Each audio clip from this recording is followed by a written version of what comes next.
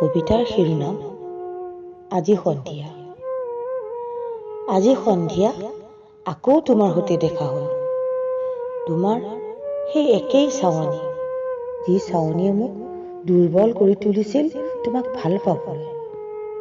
তোমাৰ চাৱনিত নাজানো কি আছে, তুমিচোন একেই আছা, সলনিতো হোৱা নাই অকণো।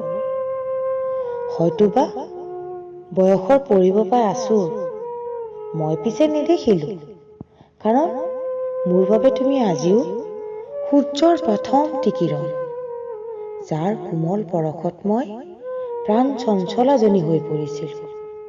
নোকোৱাকে বহু কথাই বুজিছিলোঁ, কিন্তু কাল ধুমুহাৰ কোবাল সোঁতে সকলো চেদেলি পেদেলি কৰিলে। তোমাৰ সেই চকুৰ পানীৰ টোপালবোৰে সকলো চাৱনিৰ চকুজুৰিয়ে আজিও মোক আমনি কৰে। বিধাতাৰ বিচাৰত হয়তো হাৰ মানিলোঁ। বহুদিন পাৰ হ'ল, হঠাৎ আজি আকৌ তোমাক দেখিলোঁ। আজিও তোমাৰ সেই একেই চাৱনি, যি চাৱনিয়ে এদিন মোক বাধ্য কৰিছিল তোমাক ভাল পাবলৈ, তোমাক ভাল পাবলৈ।